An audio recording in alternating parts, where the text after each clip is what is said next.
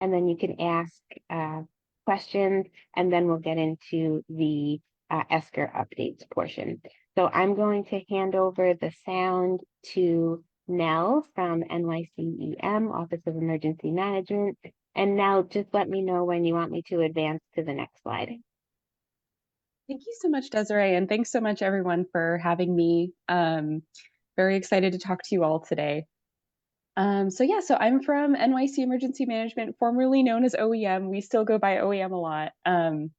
And yeah, happy to talk to you guys about storm preparedness. You can go to the next slide. So I'm going to just touch briefly on the following topics. So I'm going to talk about NYCEM's role. So we're going to condense the presentation a little bit. So then we're going to talk about how to prepare. And we're going to talk about some tools that you can use to understand your risk from different coastal storms. So what we do, if you're not familiar with us, so our mission is to help New Yorkers before, during, and after emergencies through preparedness, education, and response. So we are responsible for coordinating citywide emergency planning and response for all types and scales of emergencies. So I'm within the Risk Analysis and Recovery Unit. We create tools and materials like the Hazard Mitigation Plan, which I'll get to in a minute, to help New Yorkers understand their risks from natural hazards and recover after disasters. And normally with me on this presentation would be a representative from community engagement, who are focused more on preparedness and building relationships with New Yorkers to ensure that they have what they need before, during, and after disasters. Ready for the next slide. Thanks. So one of the main roles of my unit is to manage the New York City Hazard Mitigation Plan. I really hope that you'll check it out. You can find it at nychazardmitigation.com. I will put that into the chat. And this is a technical document, but we've tried to include a number of tools and materials to make it accessible to the general public. So there's information about natural hazards in New York City, including coastal storms. You can see here the coastal storms profile. You can look at actions that New York City has taken to lessen the impacts of these hazards, including the East Side Coastal Resiliency Project, included in our mitigation actions database. There are steps that you can take to reduce impacts from natural hazards, and a tool to understand your neighborhood's risk. So I'm going to talk about some of these in a little bit. So you can go to the next slide. So what do we do? So NYC Emergency Management, we do a lot before, during, and after coastal storms to try to keep the city of New York safe. So every year we update our hurricane evacuation zone maps. I'm going to talk more about that in a minute, but it's very important to know your hurricane evacuation zone if you don't already. Yes, and so then, so if a coastal storm was coming towards New York City, NYCEM would track the storm, and we work with meteorologists at the National Weather Service to understand potential impacts. If it looks like it will pose a danger to residents, NYCEM may ask New Yorkers to evacuate, and we would then open coastal storm shelters throughout New York City. After a coastal storm, and my unit helps with this, we would help apply for recovery funding and resources. And then we also put out communication before, during, and after the storm to help residents prepare, respond, and recover. Can go to the next slide. All right. So, yeah. Do you think the video will be able to play?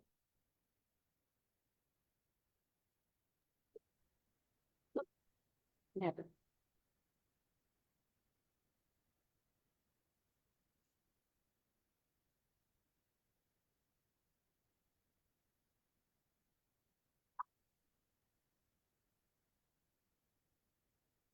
I don't think anyone was prepared for what happened with Sandy. It looked like an earthquake. I saw cars on top of mailboxes. I've never seen anything like it before. Couches through the ceiling, the refrigerator through the wall.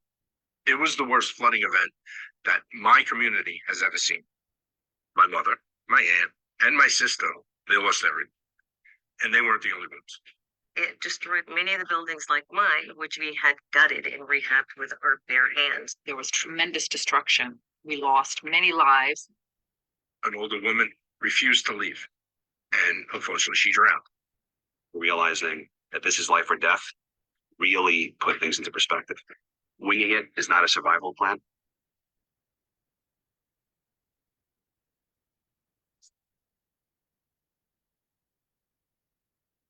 After Superstorm Sandy, we really need to be better prepared. The Southern Brooklyn COAD, Community Organizations Active in Disasters, is a coalition of nonprofits, agencies, businesses in and around the Coney Island Peninsula who work together to protect that community. Elias Ready is a coalition of nonprofit and other groups, was established after Superstorm Sandy to respond to the needs of the community. When we realized how bad the community was impacted, we called as many folks as we could, and we put a piece of yellow tape on so we knew who was with us. It eventually became Yellow Boots Long-Term Recovery and Disaster Preparedness Group. Coney Island Beautification Project was started because there was a need for that environmental voice so that people in the community could make informed decisions. We're on the front line. If we're protected, then communities that are further inland will be less impacted by a storm. What Sandy did was educate a lot of people. The community realizes, hey, we have to help ourselves. And while helping myself, we can help our neighbors. The key to anything is information, right? And know your zone is a huge piece of information. People who survive a disaster are those who know their neighbors, their elected officials, and they get the training to know what to do if something happens. Don't wait for the disaster to hit. Be ready to respond. Have a bag that has copies of all of your important documents, your identification, list of your medication. Be prepared. Know your zone. Be prepared, know your zone. Be prepared, know your zone. Be prepared, know your zone. Be prepared. Know your zone.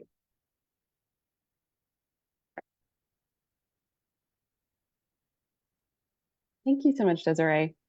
Yeah, so that video really speaks to our Know Your Zone campaign and how it came out of Hurricane Sandy. I'm sure everyone has their own Hurricane Sandy story, and we really encourage you to both know your hurricane evacuation zone.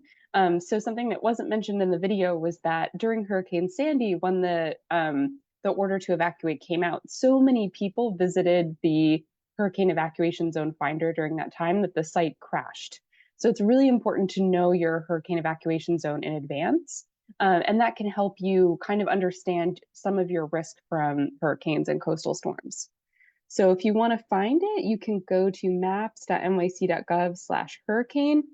And there's also a lot of really helpful information to help you prepare for coastal storms. You can also scan this QR code here if you are looking on your phone. And you can also call 311 and ask to find your hurricane evacuation zone. All right, you can go to the next slide. All right, so I talked to you guys before about the hazard mitigation plan. One really powerful tool on the hazard mitigation plan is the community risk assessment dashboard. So you might have seen on the previous slide, there are hurricane evacuation zone maps. That is different from some of these flood maps that you can find on the community risk assessment dashboard. So we offer a bunch of different maps there that can help you understand your risk from different types of flooding events. So you can look at what was the impact of Hurricane Sandy on your neighborhood. So this was this screenshot here is the Sandy surge extent on the Lower East Side, and you can see how far inland it went. You can also find out your hurricane evacuation zone by going to this tool. You can also understand what your risk is from inland flooding caused by extreme rainfall. So I really recommend checking out the hazard mitigation plan. You can find the community risk assessment dashboard under tools. And there's a lot more really great information to help you understand what your risk is. You can go to the next slide. So we have 3 basic steps to being prepared. So once you know your hurricane evacuation zone and once you know your risk from different types of flooding and other natural disasters, there are 3 ways to then be prepared. So the first is to make a plan. So if you go to the NISM website, there's a number of different guides that will walk you through how to be prepared no matter who you are. So there's one for kids, there's one for pets, there's one for older adults. There's something for the entire family to make sure that you are prepared and that your emergency plan takes into account all of your specific needs. The second step is to gather supplies. So you know yourself best, you know your family best. So make sure you have a go bag that has essential supplies in case you need to leave your home in a hurry. So for example, if you live in a basement apartment and you need to hurry because it's starting to flood, you have this bag ready with all of the things that you need to grab and go. And finally, it's really important to stay informed. So NYC Emergency Management has this product called Notify NYC. Can I just get a show of hands? How many people are already subscribed to Notify NYC?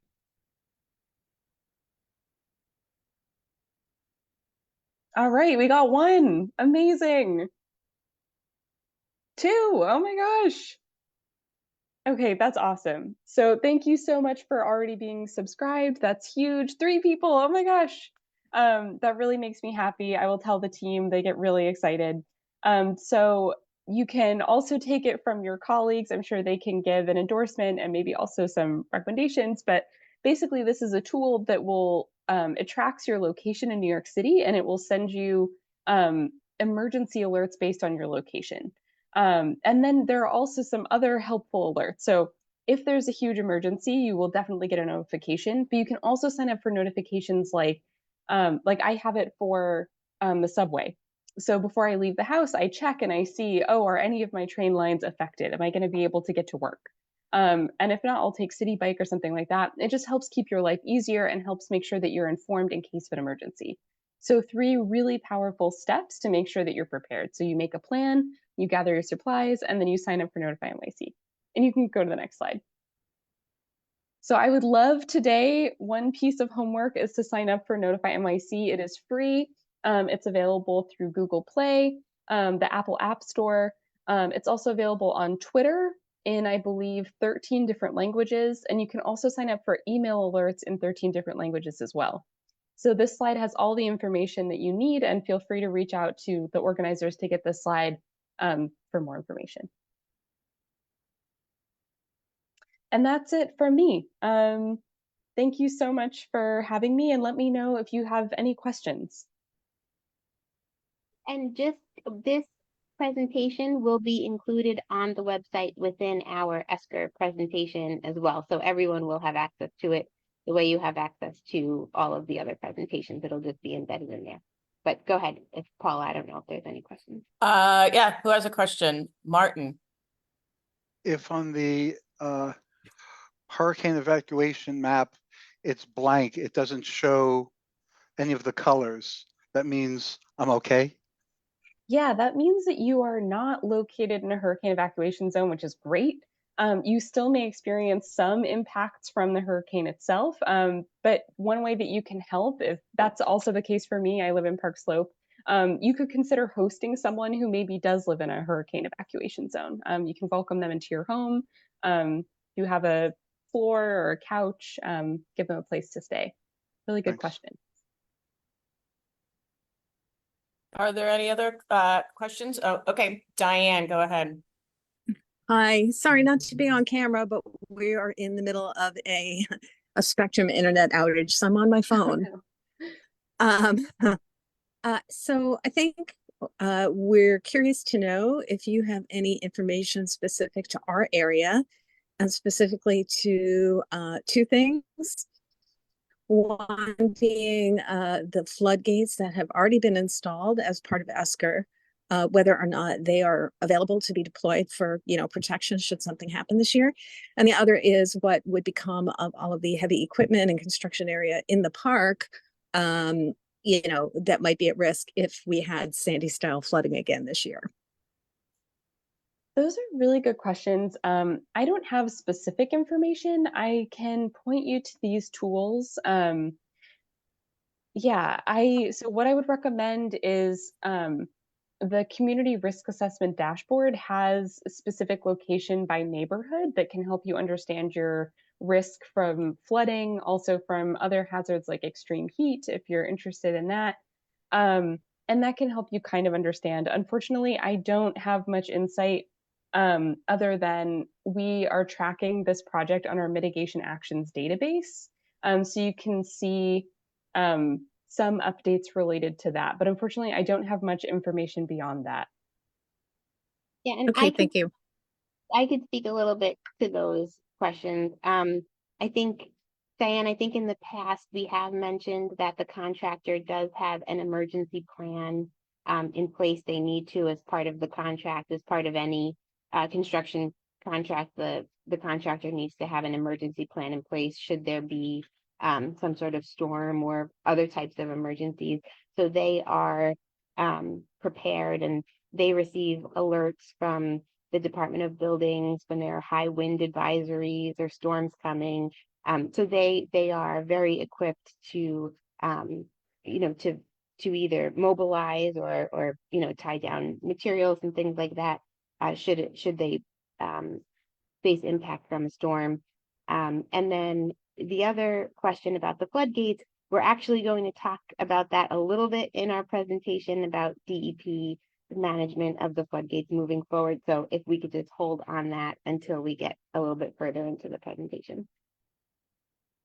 Sure, great, thank you. Wendy? Sorry, maybe I should wait too if there's more about emergency planning coming up. If it's No? specifically related to our flood protection, to the flood protection system in Esker, I don't believe Nell will be able to speak to those questions.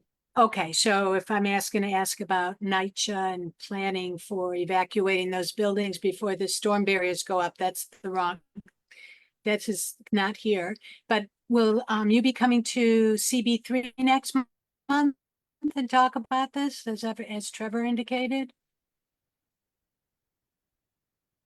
I think Trevor indicated that DEP was going to come to, he was going to invite DEP to a future meeting to talk about the floodgates. I don't know what month he was going to invite them back because they were just there. I guess right before the summer. But we could talk to Trevor to see when. But I think now you could speak to like NYCHA evacuation plans. I imagine they could go through the same processes any building can go through in planning how to respond should a storm be coming, right? I'm getting a little bit away from stuff that I know for sure. I would say I don't want to speak for NYCHA. It's possible that they have their own kind of emergency evacuation plan, and I don't know about that. What I can speak to is on a sort of like households basis, or maybe if you're on your floor and you know people who might need assistance evacuating, that can be really powerful, kind of making a plan not only with your family, but with other connections you have, and organizing that way to say like, hey, I realize that our building is in a hurricane evacuation zone. Are we prepared? What can we do all together? Yeah, and it's very possible that NYCHA has their own evacuation plan, so I don't want to go too far in depth, but I can share the link where you can get a guide that will help you make a specific plan, no matter your identity, and maybe that's a good place to start. I've asked this question many times over the years. This is our 49th meeting and we still can't get an answer to that question. And it very much impacts our community. I don't live in NYCHA. I live in a 6-story building. I'm not worried about people stuck on the 14th floor that might be disabled or whatever. And I just, especially after watching your video about people helping people, it worries me that this is not something that as far as I know, LES Ready is working on, that OEM is working on, maybe NYCHA is working on it, but isn't it time we could get some answers on that? I'm really concerned. It's 9,000 people we're talking about. I hear you. I do think so. If there was to be a large coastal storm, kind of like Hurricane Sandy, and a whole building with many people needed to evacuate, there would be much more detailed evacuation plans that would be put out in advance. But a really key part of that is that people need to know their zone ahead of time. So, for example, you might know, like maybe the official order comes out, like you need to evacuate. But part of that is like making sure that you're prepared, like you have everything that you need, you know what zone you're in, you're ready to go. But I hear you. I think that you're really speaking to a need for kind of a larger preparedness plan. And I hope that the guide that I put into the chat can help you kind of understand that, and maybe you can be that crucial link to organize with the people around you. Well, I have been trying to actually get some answers because it is a large number of people involved that will have to leave. As far as I understand, the buildings will be powered down. The barricades will go up after they're evacuated. So to me, that says we should have some planning in advance. And I'm going to move on. I know we all have a lot to talk about, but I want you to know that this is actually, there were many TA leaders on the CAG who didn't know about this 3 years ago. I don't know if they do now. So. Really important point. Thank you, Wendy. Are there any other questions for Nell?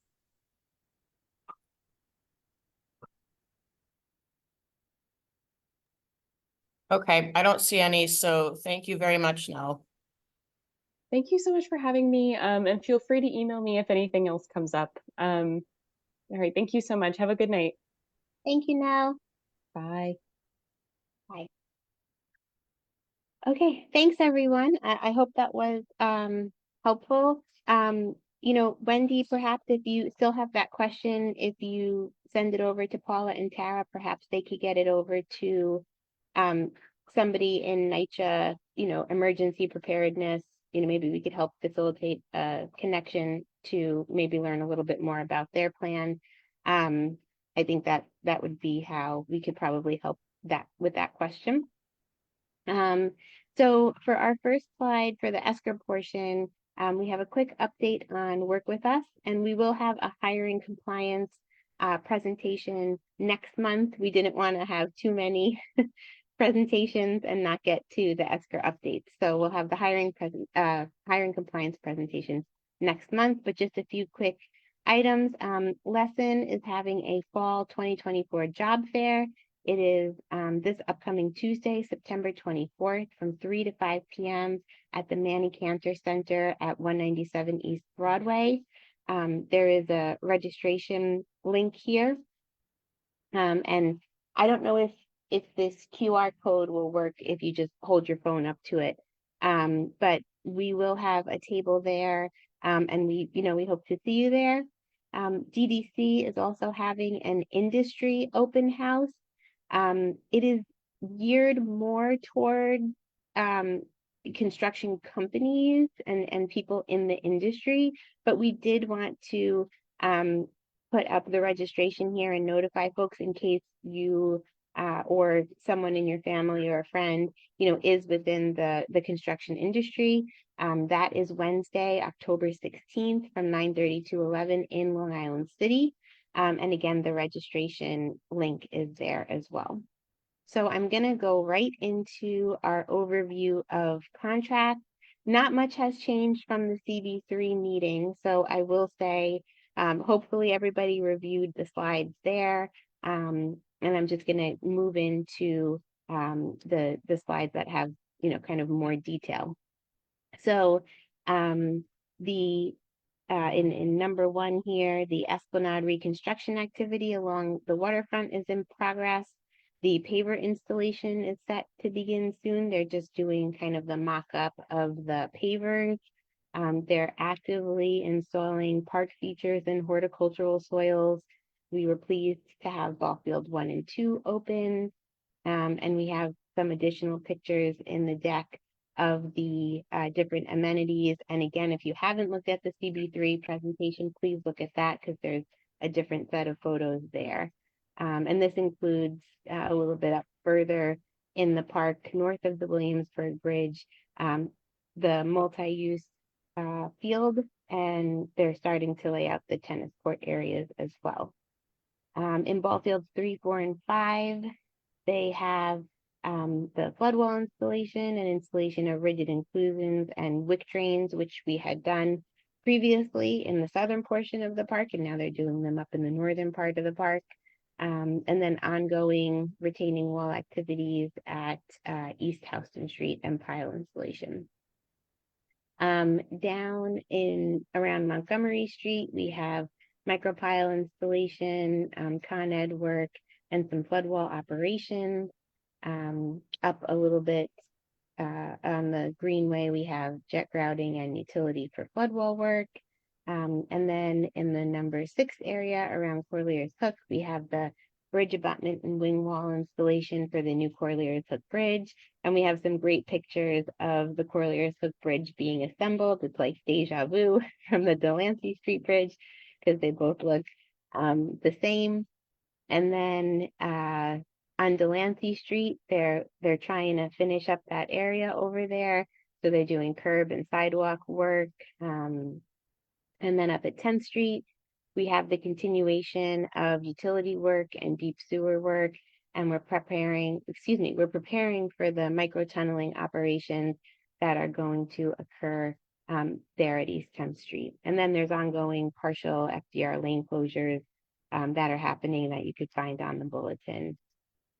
And upcoming work, Monday, September 30th to Saturday, October 19th, from between 7 a.m. and 5 p.m. We will have daytime road closures, again, to restore this area around Delancey Street, where the approach to the Delancey Street Bridge is now open.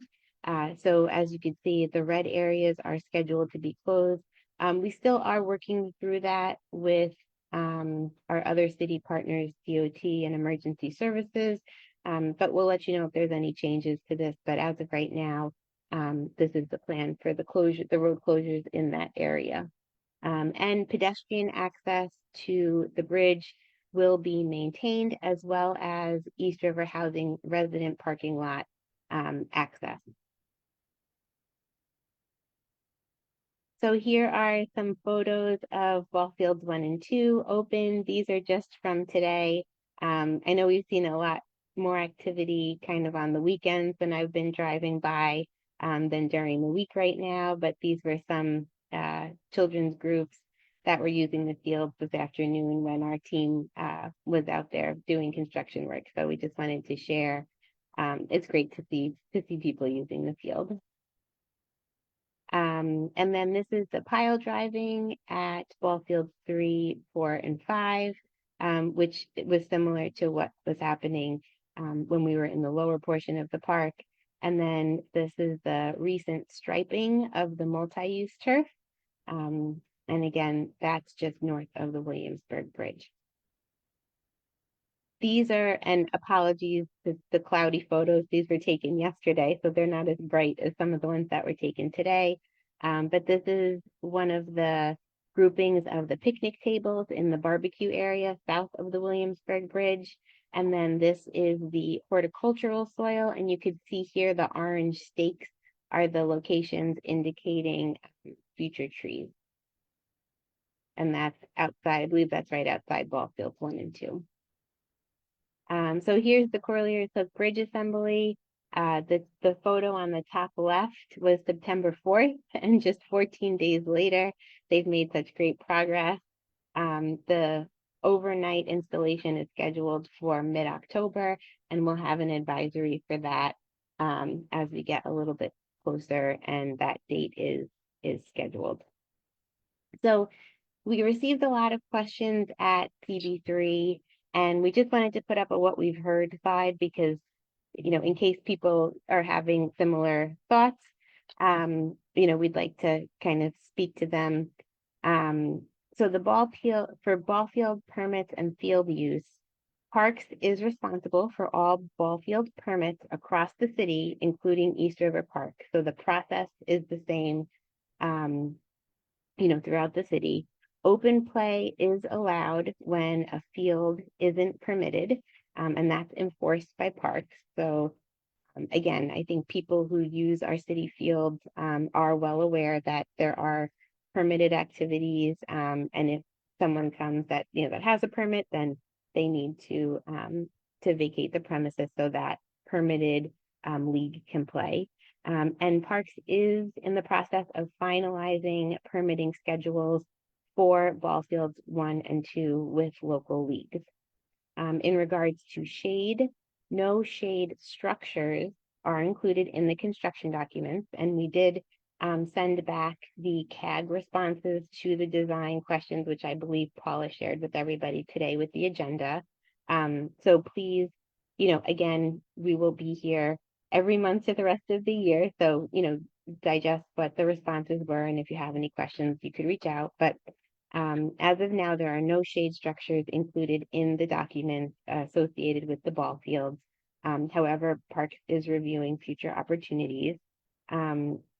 For water and electric service, we have been asking what that time frame might be, but it is still under development. There is ongoing coordination with Con Edison on providing permanent power to the park. So again, we understand that that we need power to extend the use times of the ball fields, especially as we're getting into the winter, and that, water, it would be helpful also for the teams that are playing. But we have, made it clear in the advisory and in the signage there that there is not water on site at the moment. So please, if you know folks who are using the park, let them, you could remind them of that. Again, there are restrooms, but not water and power right now. For skateboard and bike safety, Parks is going to install a cyclist must dismount and no skateboarding signage there. Again, since these portions of the park are now considered open, the park is kind of maintaining the management or the public management of those areas, and then will once the remainder of the park opens as well. The bridge approach drainage on the city side. So there have been several questions about, why aren't there drains on the ramp, etc. So the approach ramp is what we'll call it, is designed to send stormwater down into the curb gutter and nearby catch basins. It is, there have been times when the ramp has been hosed down and the water is draining into the street and catch basin as it is designed to. It is functioning appropriately. And we also have been receiving questions if the bridge approach is accessible, and it has been surveyed and it could not open until it was confirmed to be ADA compliant. And then a few other what we've heard questions. The responses to the CAG questions, again, were sent today. So again, thank you for sending them. They will also be posted to the website, the responses. And, please feel free to reach out should you have any follow-up questions. The plant material is scheduled to arrive in the coming days, with the planting schedule to be determined, but as you can see, the stakes are in, so the planting beds are ready to receive the plant material. For East 10th Street, there are ongoing improvement conversations happening between the contractor and DDC now, again, to help mitigate some of the construction impacts to the sidewalks and the detour areas. So those conversations are in progress on how to make that area, again, mitigate those construction impacts, as there will be construction there until the rest of the project is through up north in that area, and with the construction of the East 10th Street Bridge. Future amenity openings and park closures, again, that schedule is in progress, and as soon as we get that information, we will share it. And then for floodgate operations, which we received quite a lot of questions about at the CB3 meeting, the floodgate operations and really the flood management of the, the drainage, the floodgates, etc., for the city, not only for this project, is managed or is going to be managed once we complete and turn it over by the DEP Bureau of Coastal Resilience. So DEP has created a new bureau to manage coastal resilience throughout the city, and that includes the floodgates, the operation of the floodgates, the testing, the mitigation, when they will close, what notifications will happen, etc. So we put the website here. And again, as Wendy mentioned, Trevor is going to request that they come back to present at CB3 again. Again, the flood protection system for ESCR is not ready to be handed over yet, so there is time for them to come back and for you to ask questions. And we could alert the CAG and with the help of Trevor and CB3, so that way people know when they will be there and can come and attend that meeting and ask any questions that you might have. So going into environmental reporting update for project area 1, the monitoring locations have remained the same. There have been a decrease in the alerts in this last period in August. They have been approximately, it looks like 15 minutes each. And again, in times when it was during or due to construction activities, dust suppression techniques were applied. But this is actually looking really great compared to some of the previous months. And even though, again, August is typically, there could be more dust because it is such a hot month. I think this compares really well to past updates, especially in the summer. We've also been receiving questions on vibration and vibration monitoring. So we wanted to come with a little bit more information, and some of this was new information to us too. So again, if you have more questions, we'd be happy to, to take them back but basically vibrations at critical structures are monitored during certain types of activities. So that's during installation of piles, sheet piles, and jet grouting. And so when those types of activities are ongoing, the vibration is monitored, and the allowable limit of vibration is 0.5 inches per second, et cetera, et cetera.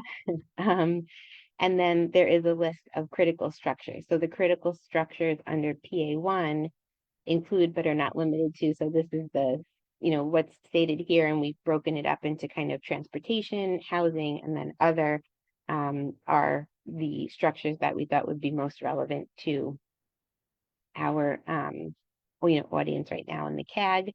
So you could see them there. And then between July 28th and August 17th, there were seven vibration alerts that were noted in PA1, 2 near Gouverneur Gardens and 5 near Reese Houses, but they were all caused by the manual disturbance of the monitors. So there wasn't construction activities happening in those areas at the time of alert. It was due to, some sort of manual disturbance of the monitors. So again, we just wanted to give you a little bit of background on the vibration monitoring. I will say we have received, again, when we receive complaints, it's really helpful if you have a complaint and you send it to us in the inquiry tool, if you note when the occurrence was happening. So if it was overnight, at 2 a.m., or if it was overnight for a long duration of time, and the location of where, you are and where, the said construction activity was happening. It's really helpful for us to have as much detail as possible, because we do have several construction projects that are happening in similar areas. And sometimes, like for project area 2, for example, there was an instance where an obstruction was hit when they were doing some pile installation.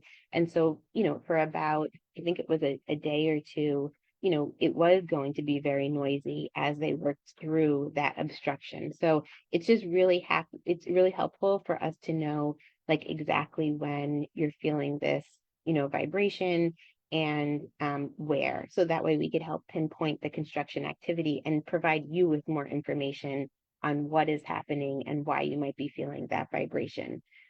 So again, the feedback that you give is really helpful for us to be able to respond and explain with more detail. For Sorry, PA2, Desiree, Frank has a question. Do you want it, presumably about that topic, vibrations? Do you want to take it at the end? oh, sure. I guess if other people have vibration questions too, maybe we just wait. If it's just Frank, then I could potentially answer it. Doug raised his hand as well. Okay, so can we just wait till the end? I think I'm almost there, Okay, if that's okay. yep, thanks. Okay, I just don't want to, then we might get in a tangent and not get through the. Okay, so really quickly, PA2, similar status as to what we've presented before. Murphy Brothers Playground, we're excited to open in October 2024, next month. And we'll have more information on that as we understand that exact opening date. Here are some photos of the T-ball field, the small dog run, and the play equipment at the playground.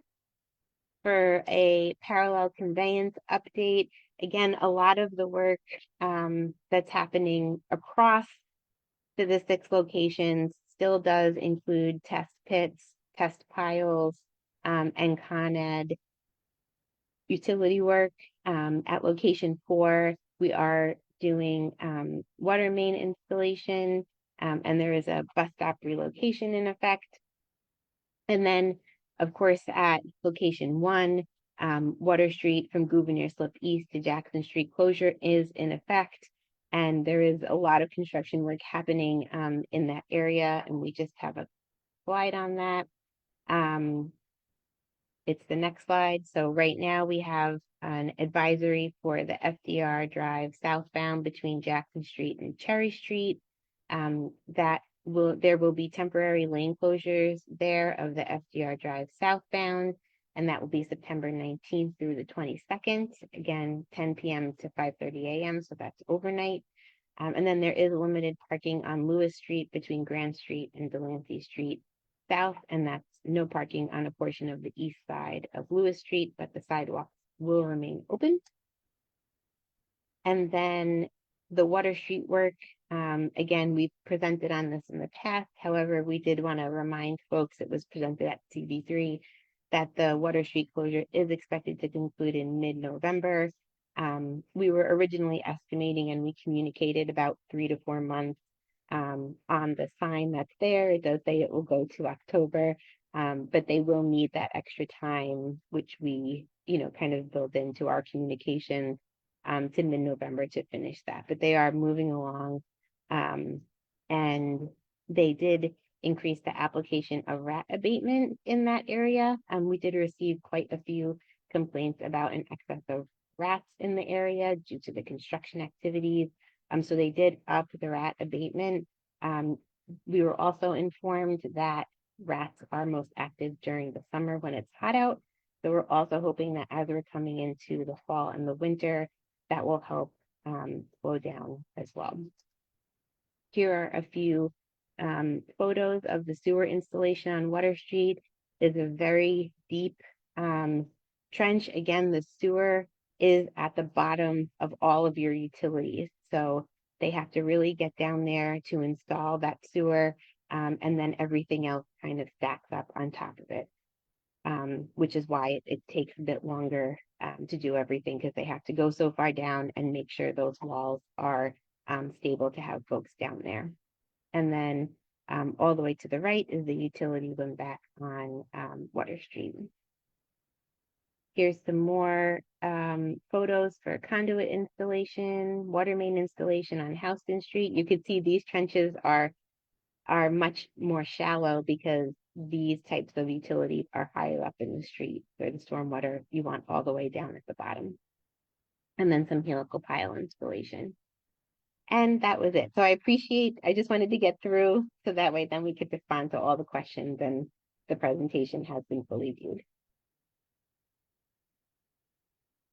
So I think Frank Right. was first. You said? Yeah, yes, thanks, Desiree. Yes, go ahead, Frank. Thank you. Hey Desiree, how you doing? Good, thank you. Good. Quick question. If you can go back to the vibration. Yeah, you got it right there.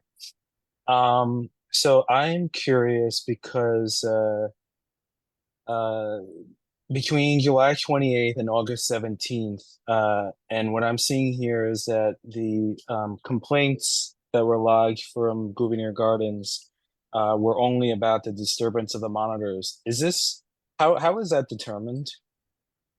Or is someone Um, just sending this information to you, or are they like how do they understand that that's what's happening? so the way it works with the air monitoring, so I'm going to assume that it works the same way here, is that they look at the time of the alert and they look at the construction logs, or again, if the alert happens, they know that it's not during the construction time. So if they receive alert and they know that they're not doing any construction there, then it was caused by, some other disturbance.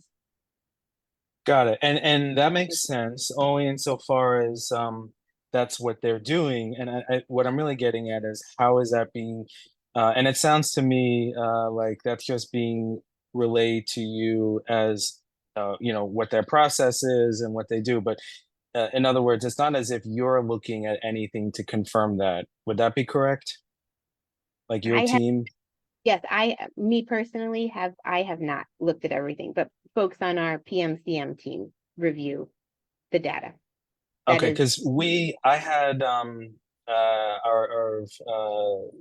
Sam email because we've had a lot of vibrations. Like we feel them in my building. We're the furthest one near Jackson, and you feel it in. I mean, I remember feeling it in the bathroom, like holding onto the sink, and I will look back on my internal message notes to other board members, but I thought it was during construction time. So that's why I'm a little taken aback that all the description here is that it's all caused by disturbance of the monitors because I know I felt it. I felt my apartment, parts of my apartment moving, and so did many, many of my neighbors. So I know it's not something that we're making up because we texted each other, and I know it happened. And I'm just a little curious because in reviewing some of the emails internal, and then when Sam contacted originally Tanya and then Jeff, it was in this period. So I'm a little just concerned that something is not being truthful here because we all felt our buildings and the interior of our buildings moving. It right. definitely was not like a disturbance of the monitors. I mean, because it reads to me like that it wasn't really a vibration alert of any concern. And I'm saying that I know that my building was moving on several occasions. Like we all felt it, in other words. Yeah, and that could be very true, but it may not have reached the allowable limit of vibration. Okay. All right. So again, Yeah. if you send us the times, we'd be more than happy to review it. As I said before, us understanding exactly when you feeling the vibration is the easiest way for us to help determine again what was causing it, help us to mitigate it in the future, etc. So please, I could No, I reach out definitely will. to We'll Tanya as share it. well. We'll share it to Sam to share with. But Okay. it just the way this reads is if it was just a disturbance of the monitors, and I'm saying unequivocally that on several occasions we all felt movement in our building. Right. So something's up. But Yeah, I get it. It may not be near the permissible levels, but correct. it also, and this is definitely coming from a lay perspective. It's hard to believe that when you're in your like example is like you're in a room in your apartment and things are moving. It's hard to believe that it's still under the permissible level, but we'll figure that out and see if we can detail it. And I was just more curious about whether or not you were just getting the information that like, oh, this is just a manual disturbance, or whether anyone on your team has actually viewed that data to confirm that what they're saying is correct. But like I said, we will figure out if we can at least give an approximation of times and dates. But it was in this period that you have on the bottom here between the 28th and the 17th of August. Yeah. My And we just, second question, oh, go ahead. no, we just brought up this period because it was kind of the last period that we were, the kind of the closest period that we had No, no, to. that's fair. We were very unnerved. I have to say, it's very unnerving to be in your apartment and feeling things moving, and you know that there's pile driving happening outside. And then I know that Sam did ask, and I'll have him ask him to follow up again on whether or not we could receive that data and those readings. But we'll start with getting, like I said, approximate times and dates at least, and see what we can go from there. Because this doesn't, the way it reads, and again, like, it's admittedly from a lay perspective, but it reads as if something is not adding up here truthfully. But I'm not holding you accountable for that. I just wanted to understand that process of what information you were getting. My second question is, we were definitely disappointed to learn that the Water Street half of it will be closed for another month. Uh, I know that this is probably not an easy question to ask of you in terms of you being able to answer, but how realistic is that? Do you have any understanding? In other words, again, this goes into more of the kind of process behind the scenes. Like, do you just get told another date, or is someone kind of almost like line iteming why this would be taking that long? So the reassurance that we could get out of that is that like it would be then November, because I should let you know that, and as a lot of your team members know in DDC, we are undergoing a capital improvement project in our buildings, and we can now we cannot remove our scaffolding anymore in front of our buildings on Water Street because Water Street is closed. Everybody was very excited to think that in a couple of weeks we would be able to get it removed after several years, and now we can't because of this protraction of the work being done. And I would like to be able to get a realistic sense of when that is going to reopen, because we keep messaging new dates, and it's very unfair to people who think that they're going to get some semblance of our buildings back. Because and it's not your responsibility, your problem, but I'm just saying it's an enclosure of our benches and just kind of like shared areas that we would love to be able to use possibly before the winter really comes in. And then again, it goes back to the question of how realistic is this? I mean, are we going to have 3 weeks from now, or are they going to be another month? Because I can tell you that as an operations team, you guys have been really great when it comes to the overall flood wall and who we dealt with in our negotiations for the flood wall against our property have been great. The PC team, totally different story. And the takeaway from us as residents is that the PC team doesn't care one iota about the community and the adverse effects that they bring to the community.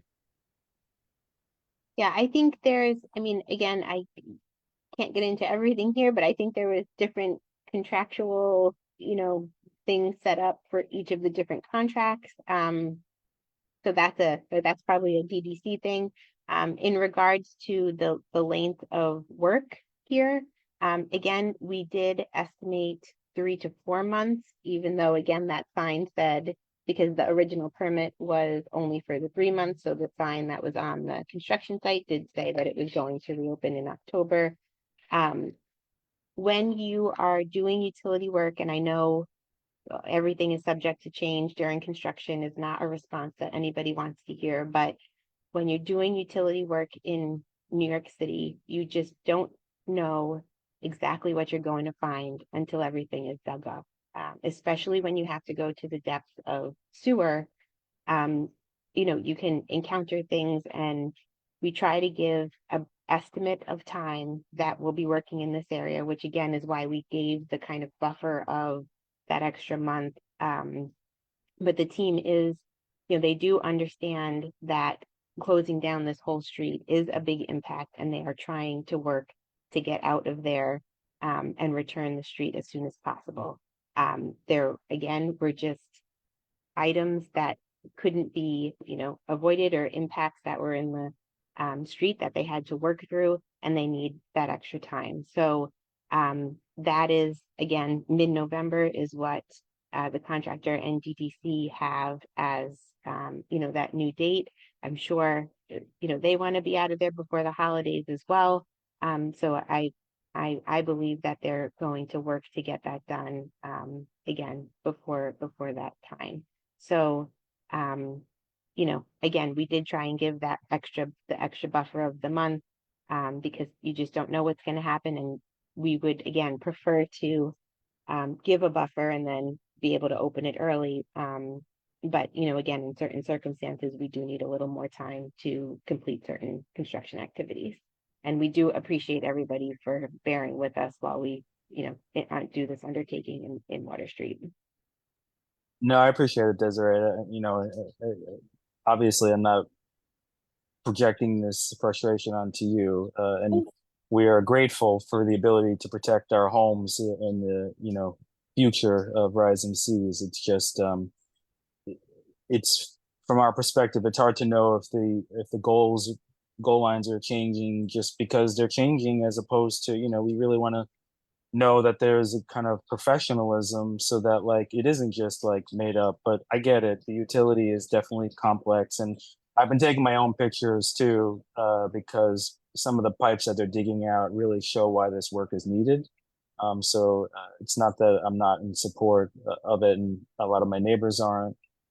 It's just it's hard. I mean, they start pounding at 7 in the morning, and it's a very different presentation than the rest of the Esker project. So, and my comment at the last two community board meetings ago, which was they wanted to do this before July 4th. They wanted to close the street down, and all they did was fence Vladek and Gouverneur Gardens in and left it open. So this drunk driver just had a jet line into killing 4 people. So all this it doesn't give a good impression of the way the PC team interacts with the community, but I understand. So thank you. All right, Dov, you are next. Yeah, so I guess following with a lot of what Frank's comments are, since we're just starting on the PC part on our neighborhood, kind of gives me a little bit of concern. I wanted to, I guess, confirm that they see the monitors in buildings nearby, or are they just placing it, by themselves? So there's where they're doing it on Lewis Street, there's East River Housing and Hillman Housing across the street. So are they placing it by the building? Are they working with management to put them there to ensure that the building has no vibration issues? Yeah, the sensitive structures are indicated as like buildings or transportation. And Dove, I'm sorry, you are breaking up a little bit, but if the sensitive structure is indicated as a structure, then the team is working with the management to put them into buildings. And then again, if it's like a structure like the FDR or a tunnel, then they work with the agencies to put them there as well. Okay, so I'll confirm with my management that actually has already occurred for Lewis Street. So that assumption is that by our boiler plant or the building there, that there should already be a monitor because they've already begun. So the critical structures we have for PA1, so that's project area 1. For parallel conveyance, I think we're still looking into that, but none of the work that has been done for parallel conveyance in the area of kind of Lewis Street has required the vibration monitors yet. So that's why we were a little concerned about what, and I know you had a question and you submitted a question to us about what specifically the operation was that was causing the vibration, and was it the PA1 work or was it the PC work?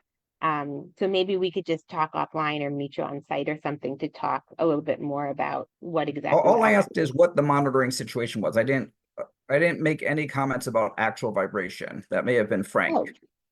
Oh, okay. Okay. I just want to know about monitoring. So my assumption is then in the near future, my management should hear from the construction about putting in actual monitors in there, and that should be an expectation. For parallel conveyance, if the work that's happening in that area is again one of these one of these construction activities that require vibration, and we could again look into that and ask when that might happen, then yes, that would need to happen. Should have been in the contract. Okay, and then my other comment, just so you should make note, is that the Jewish holidays are coming up in October. Parallel means kind of, we were told, is like a open-ended, we're gonna keep changing where we're closing, parking there. And I don't want people to get stuck where they're on the holidays and they can't move their car, and all of a sudden a sign goes up like it kind of did for when they started it on November, I think it may have been actually 9/11 or 9/10. The only notices went up then on the parking on those days, and they should be put either in advance or they shouldn't be done on the actual holidays. So I just want to make sure that the contractor and everyone is aware of that beforehand. Okay, yeah, that was brought up at the CB3 meeting as well. So we are reaching out to the Jewish community in that area to kind of discuss the, again, the days that are most critical and how we could help with understanding how cars might work within the neighborhood and should there be any detours, etc. So if you want us to reach out to you as well for your thoughts in your That would be great. Yeah, okay, sure, we'll do that. And regarding the beautiful bridge that came over, my question there is on the ramp coming off the bridge, I know you talked about bicycles and skateboarding in the park, but on the ramp going down, there have been incidents where people going on the bridge have felt people coming down it are just going at very high speeds. And this is more going out of the bridge going down towards Delancey Street. That this has been noticed where adults have. I think I was told I felt like I was run over, is what she said, and that was just like 2 days ago. Yeah. So I know Parks was looking at that and reviewing potential locations for that cyclist must dismount and no skateboarding signage, but I understand your point that it might be as you're, entering the park, but then also as you're exiting the park. So I'm not sure if anyone's on from Parks Department. It's hard for me Hey, to see. Desiree. Oh, perfect. Hey, Luke. Yeah, just to respond to that, I mean, we're definitely tracking that this is an issue. It is a hard balance because anything we do to discourage that kind of behavior, which we do want to discourage, also could potentially impact the accessibility of the site. So it's not just a clean, like, let's put up bumps or something like that, because it's already, while ADA compliant, they used every inch they could get to minimize the footprint of the ramp. So we're looking at things we could do. At minimum, there'll be a permanent bollard at the base, but that's probably not enough because it's basically a perfect ramp. So we're looking at it, but right now we don't have a proposed solution to address that. Do you know if at the base they're going to have it go off into like a bike lane onto Delancey Street when the street is actually completed? Or is it going to go onto the sidewalk itself there? Because it kind of makes sense if it somehow like got into a bike lane or something afterwards. I don't know. That's just a thought. So that bridge, I don't know how the street will exactly fit into any bike lanes, but that bridge is not intended. It won't have a bike lane on it. The intention is for people to go underneath that bridge, which is where the bike lane itself would be. So people should not be riding bikes on that. And I think we could design it in a way where, like the lineage and whatnot, disincentivizes anyone from going from there immediately to the street, if that answers your question. Okay, thank you. That does. Thank you, everyone. Thank you, Luke. All right, Martin, you are next. Speaking of bridges, has there been a plan on how to deal with the pinch point? Sure. So the pinch point area is still in the hands of DDC. I think Jeff was on before, but Hi, Desiree.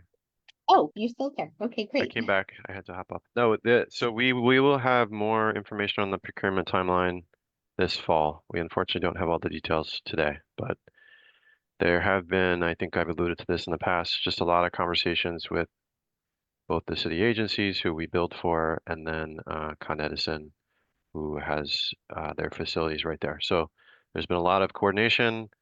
We're getting closer to announcing the procurement timeline, and we hope to have more information in the coming months. And I know CB6 has also requested the same information. So But there's a plan. there is a plan, yes. There's still Okay, money in the budget, in well, DDC's no, budget. so long that there's now a plan. For the longest time, there really hadn't been a plan since Carnet didn't seem to be getting involved as they should. But Well, okay. they have obviously they have to do some, I'm not going to explain it properly, but they take in water from the river and send out again, I'm not the expert, but Mm. they have their facilities that they have to deal with. But there is a plan, yes. Great, thank you. All right, Wendy, you're up. Thank you. Well, I might as well start with a pinch point question. What is the southern point of the pinch point bridge on the west? Jeff, do you have the specific? I don't think we have the specifics right yet. Is that correct?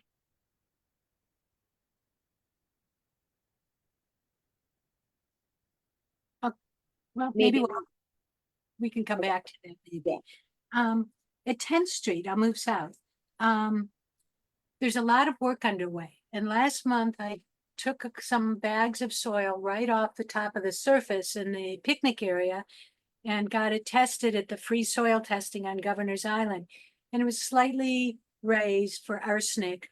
And I wonder, are you doing any of that testing on the west side of the bridge, where you're doing much deeper work right there in an area where it's a known manufactured gas plant zone?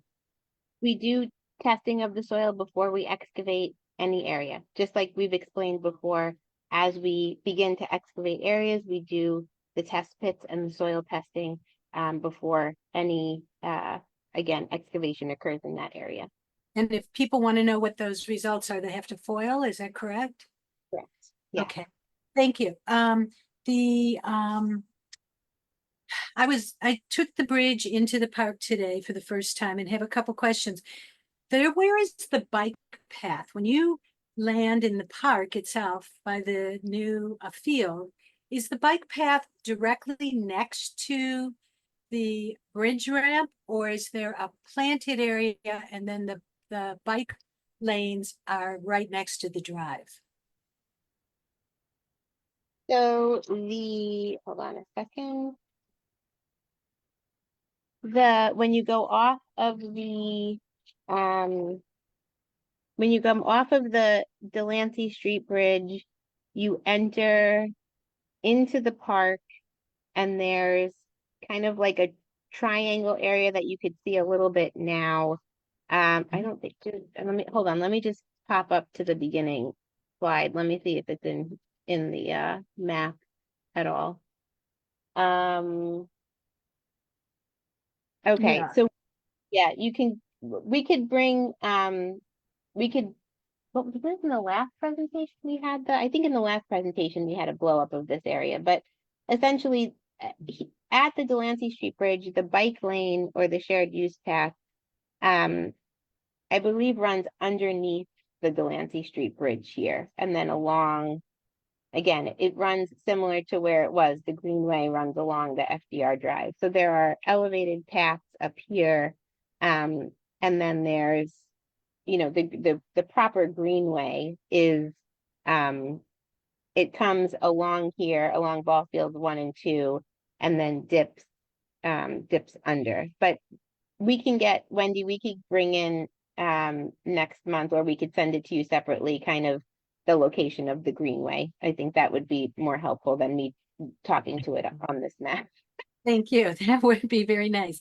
Hey, Before you look in the PDC presentation also, so I could, but I could send out a link where you could find that. thank you. On the turf, is there a warranty on it? Or how many years is it expected to last, the new field?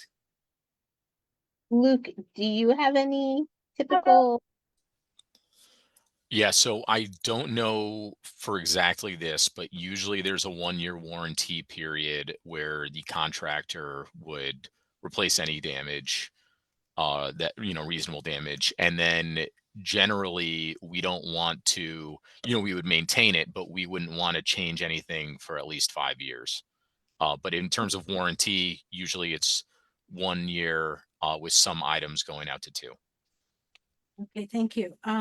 What's underneath? Do you know if there's a sub base There is a sub base. below it? There's all of the standard safety stuff that we use for synthetic turf fields. And the sub base was So is that like inspected by the parks expert on that and was deemed acceptable. so there's the drainage there below it too? Or does it just kind of run off? So when it comes to drainage, I'll throw it back to DDC, but I believe that that's built into it. Yeah, I would Okay. imagine that there's some amount, and again, we could ask, these are very specific questions, but I imagine we could, ask, I imagine there's definitely some sort of drainage underneath the turf. And then I would, as in many surfaces, once that is kind of inundated, then there is runoff. Again, we will Yeah, come because I back was, to the actual. thank you. Because there's a curb around most of it. So if it did rain, a couple of inches, that would fill up if there's not drainage in it. But And you're gonna- and I noticed there's no pets on the ramp sign. No pets allowed. But people are taking pets there, right? So I don't believe that there's and I could be mistaken, and I'll address it if I'm wrong. The no pet sign should be for the field itself. And it could be that because the field itself is the only thing that's accessible, there's really no reason to bring pets there. We definitely don't want it to turn into a dog run for a number of reasons. Are you saying that is there a concern you have regarding our signage? No, I was just curious because people have said the only people but they've seen a couple dogs running around on the field, and I just wondered what the rule was. Yeah, and it's not allowed. We do our best to limit it with our parks enforcement patrol, but unfortunately, it's just a very tough thing to enforce. But that is the protocol: is that they're not allowed to have pets on those fields. Certainly not off leash, which is an even deeper issue. okay, thank you. That's all my questions right now. Thanks. Thank you, Wendy. All right, Diane, it's your turn. Hi, hi, Desiree. I have a couple questions about the work that's happening at 10th Street and, across the highway at Reese. So when the original signage went up, it was for a 4-month closure, but we're pretty far past that now. So I'm assuming that that area will remain closed and under construction probably until that area of the north end closes in full. Is that what we should expect? There will be different types of closures of that area as the work progresses. So we try to issue the advisories, as the closures change, then there's a different advisory, and then we update the timeline. So we can go back and look at, again, what the last advisory was and what that time frame originally was, and go ahead and update that if that needs to be updated. But we don't have, there's so many different construction activities that had to go on there one time. At some point, the north side of the circle was closed and the south side of the circle was closed. Now it's on the east side of the circle. So there's been different advisories as the work has been moving forward, but we could certainly check what the last advisory was and see if that needs to be updated. Oh, I see. I was thinking of the one across the highway in the park for the small section at 10th Street that's closed. That was the one that originally the signage said 4 months. So yeah. So, but it wouldn't hurt to check that and just make sure that the signage is up to date. But speaking of the part across the highway, I think, I had assumed when I saw the signage in the park at 10th Street that, that little section had been closed, that the micro tunneling would be completed within that 4-month period, but obviously not.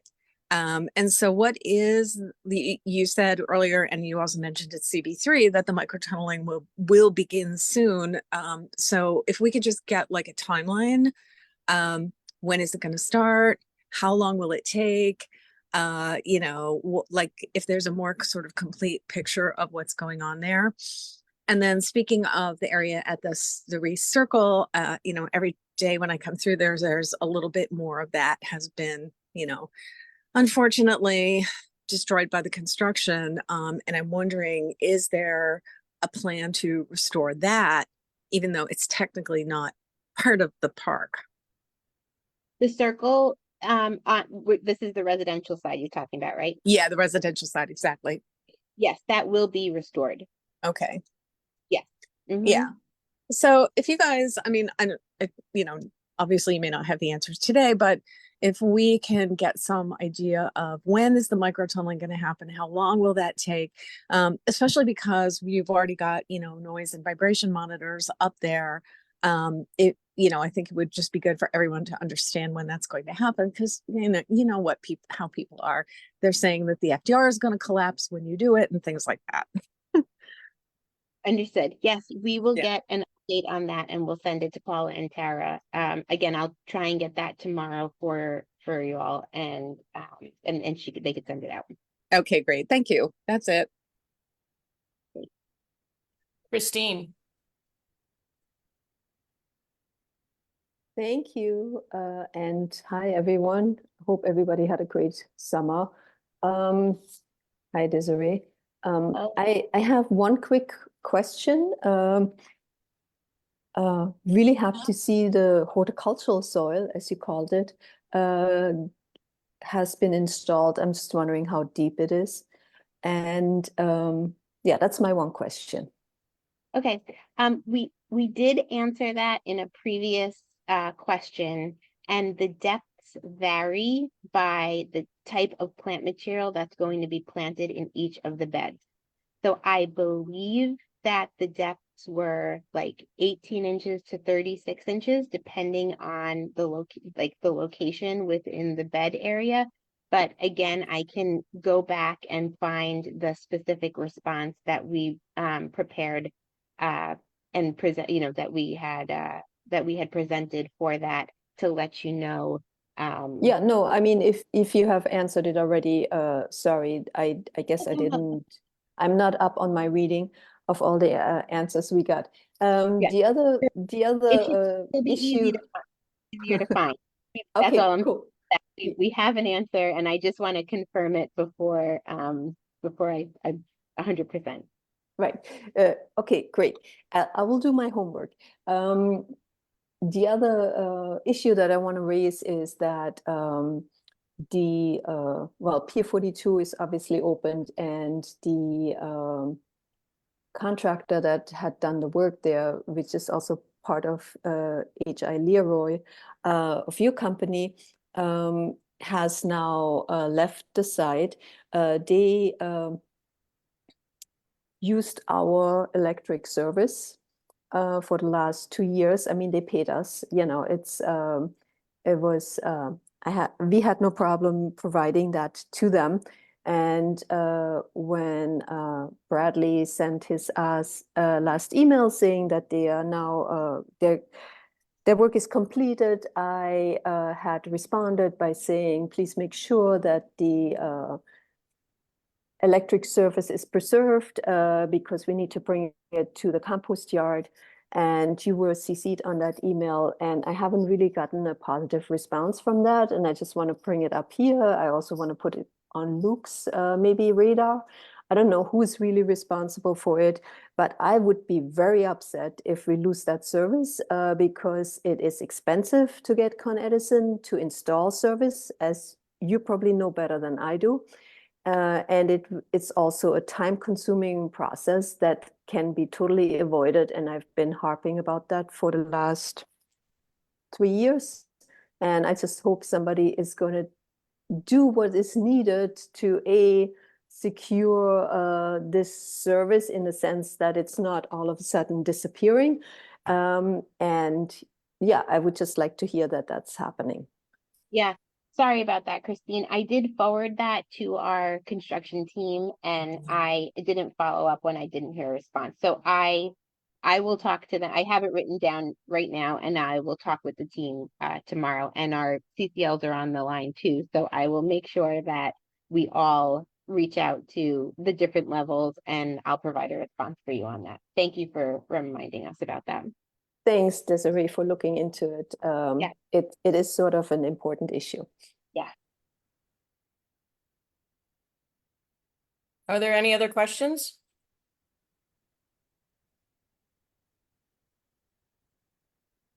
Thank you. Okay, thanks Desiree and Luke and Jeff. Thanks. Have a good night, everyone. Bye. Okay, everyone. Thank you.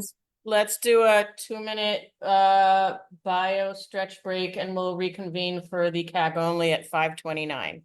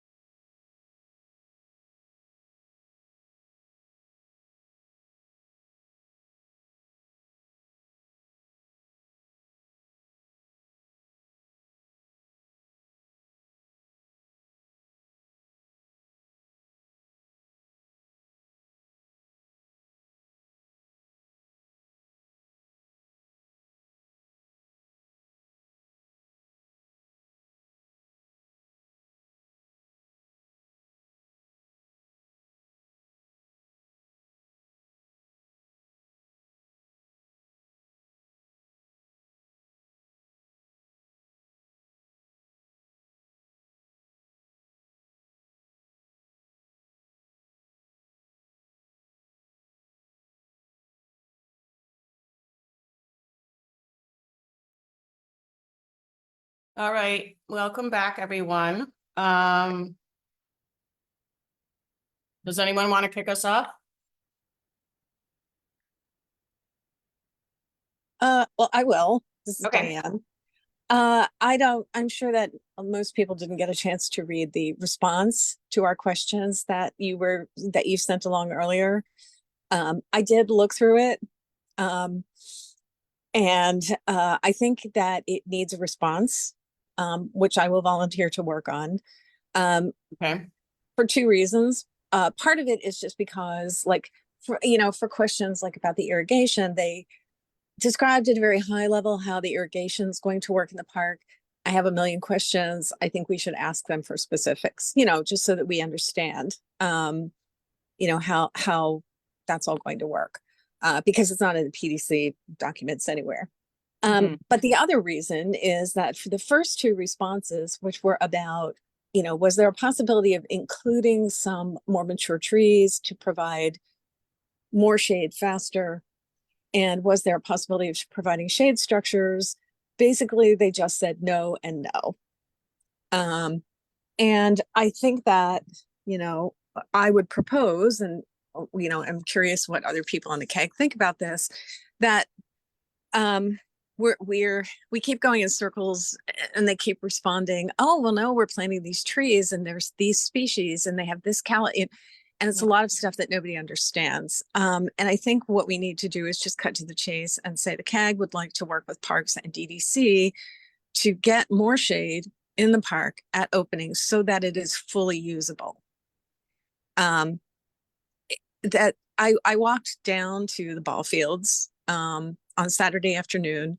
It was hot. There's zero shade, and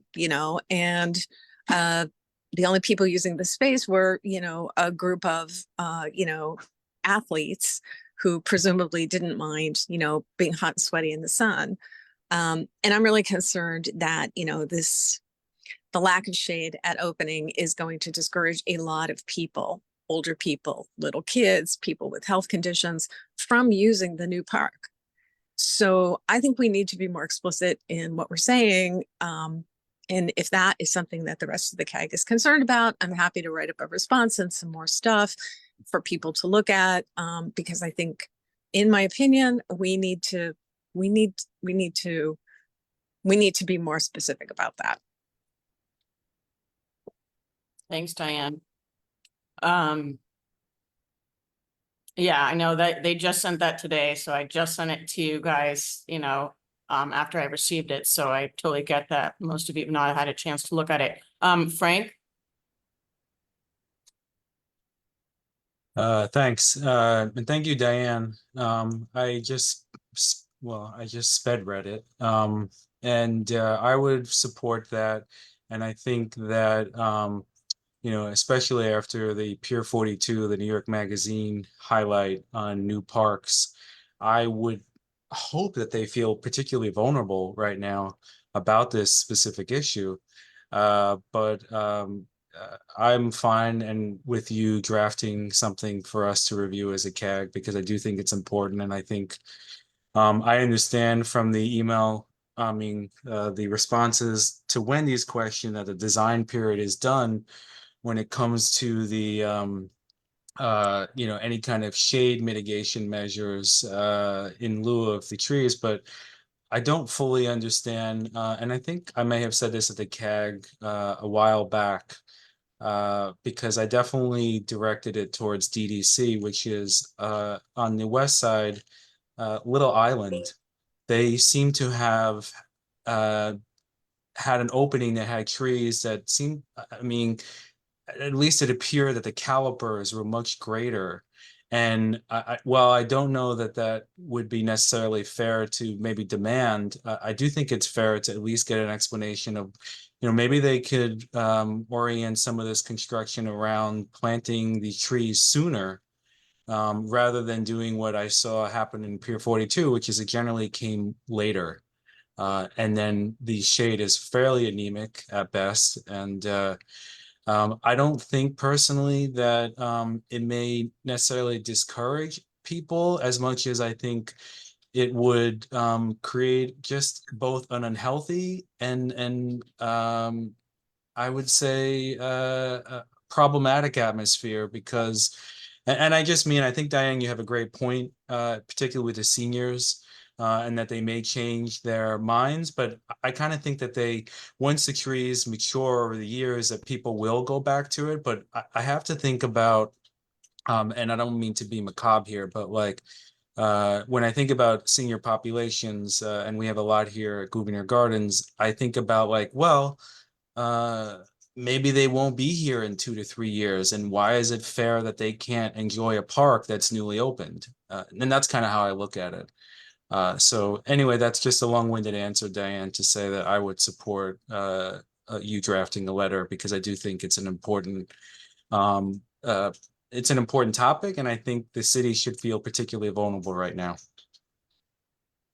Great, thank you. Yeah, I agree with that. I think that, this park has been described to us as a huge step forward in accessibility. And, I think that's true of the entrances, how you get in and out of the park. But I think less thought has been put into whether or not a person who is very old, very young, kind of old, or, maybe has a health condition or something like that, can actually stay in the park once they get there. And so I think that's kind of what we need to focus on.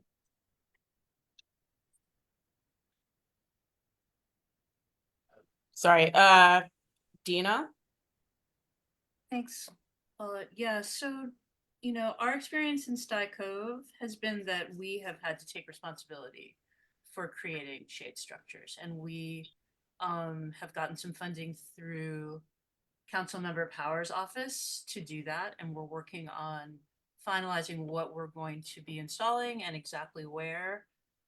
I mean, I gotta say, our experience has been that when it comes to pointing out deficiencies in the design or things that they haven't taken into account, it has been absolutely impossible to talk to anybody at DDC Design who would have the power to change anything. They won't talk to us. They won't talk to EDC. As far as Little Island goes, yes, they have mature trees there from the get-go because they had the very deep pockets of Barry Diller to pay for them, and they're extremely expensive. We were told that there were trees that were going to be relocated by the landscape architecture team. That never happened. And, we also have a problem with the benches that they installed being, exactly at the point where the biggest sort of wake zone is in the park. So you can see there's already like a great deal of white rust that's formed on those railings, and people that sit on those benches get splashed with river water if they sit there. We have asked them to, can you at least move those benches so that people don't get splashed with water? And so far, even something as small as that, they've been dragging their feet on for months. So that's not to say like not to put pressure on them.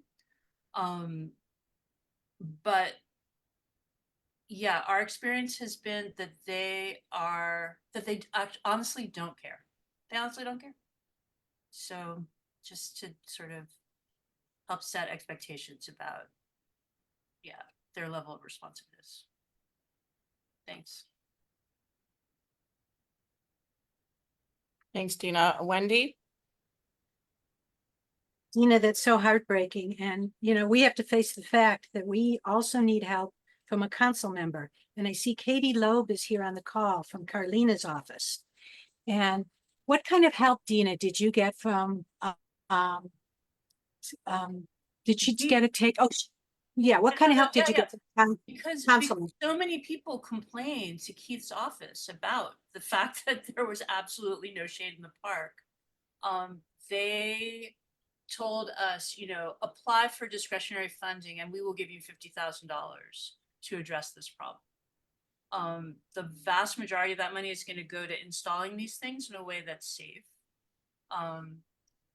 But yeah, I think we're going to be able to get at least 2 or 3 canopies. Like I said, we haven't settled on the final product or design, and then we're going to probably be working not with Perfetto but with Gilbane, the construction management team for the building, to get them installed because they're just so much easier and better to work with.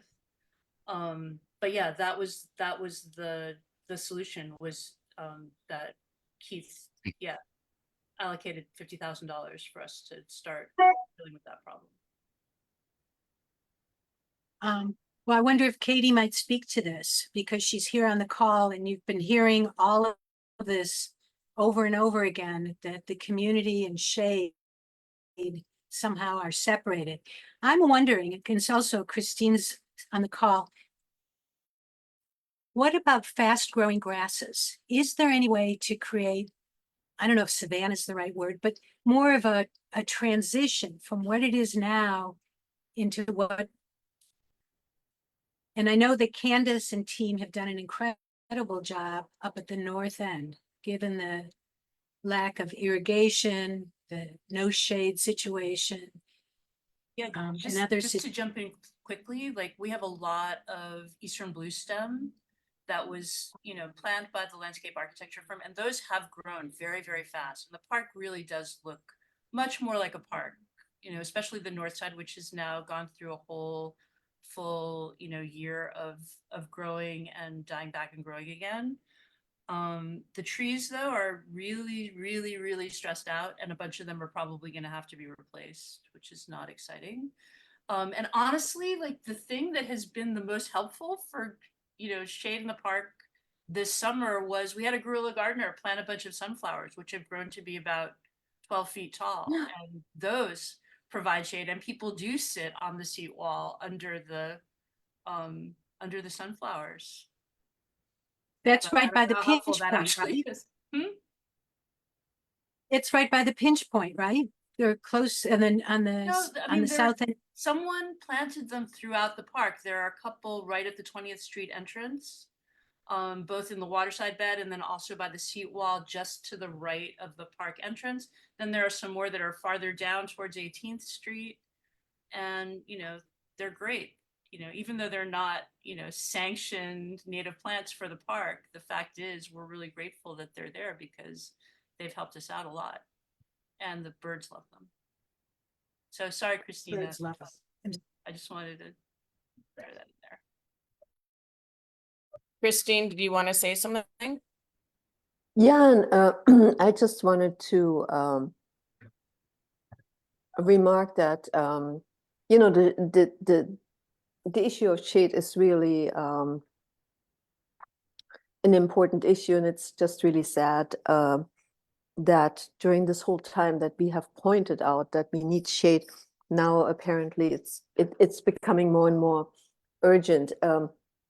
But what I wanted to really say is that because Frank brought up Little Island, so I recently finally made it to Little Island, and their shade structures, they are quite impressive. But I also took a look at the infrastructure that's needed for these shade structures, which is massive.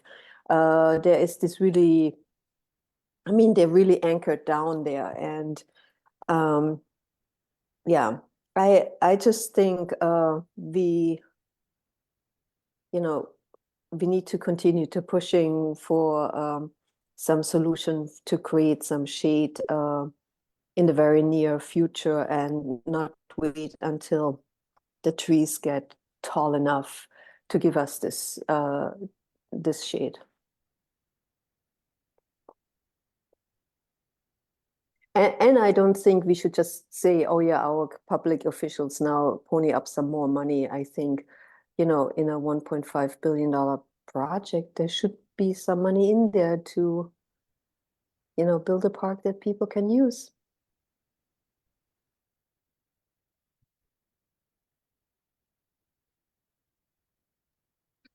Anybody else? Otherwise, yes, Wendy? Yeah, I have a Google Doc with shade structure ideas. So I'm going to put the link in the chat for this document, and feel free to put others in. The photos are appearing, there's some couple pages of blank, so just keep rolling down. There's more, and it's very rough. So, and I'm going to put in, anybody can edit. Done.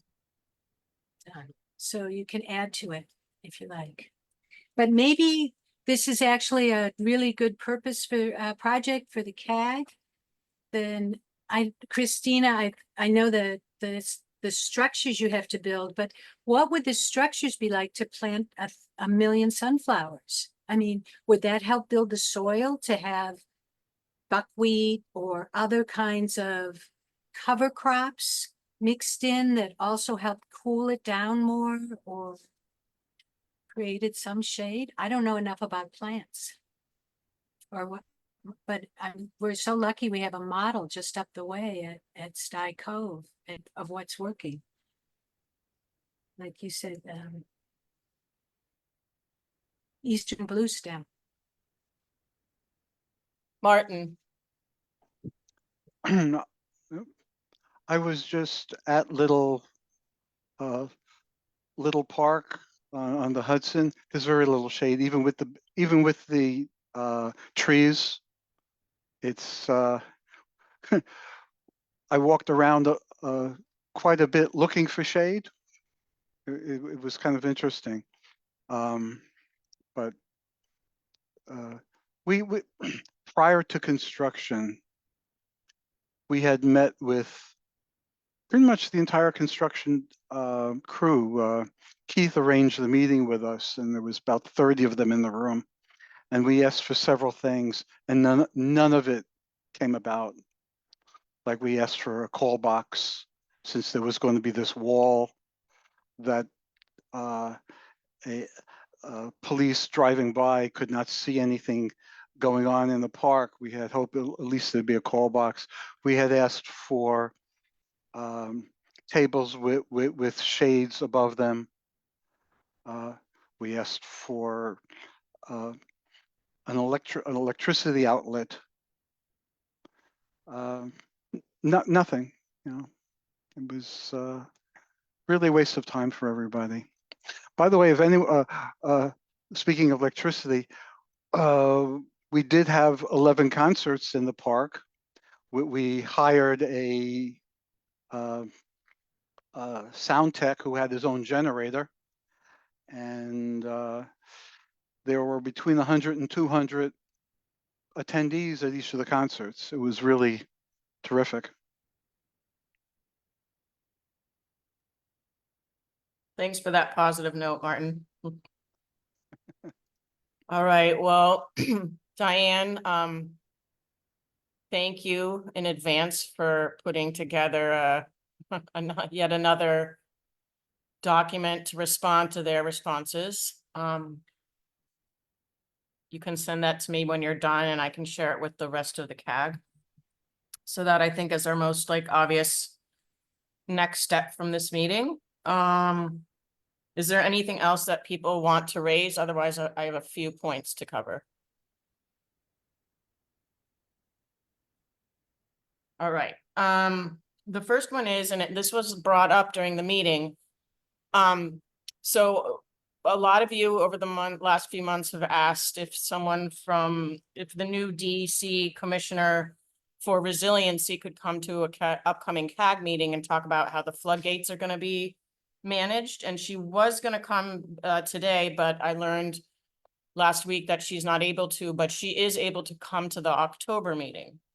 So even though I'm not sure what was discussed in the meeting, is Trevor also arranging for her to go to CB3? Is that what I heard?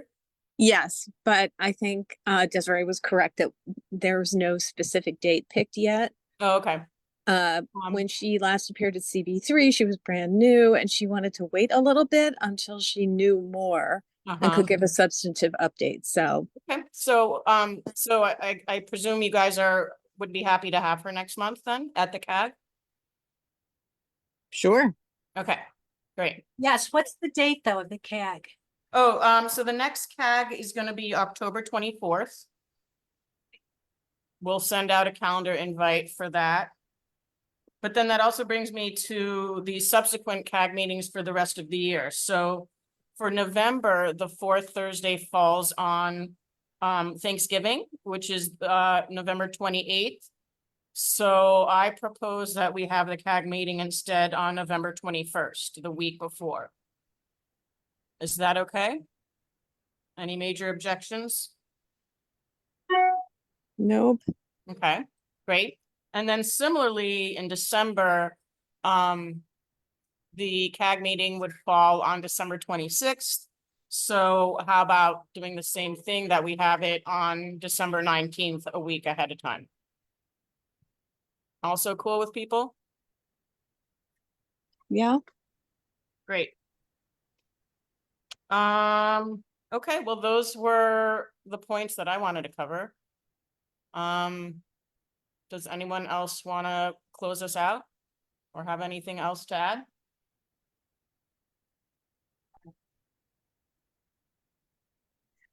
All right.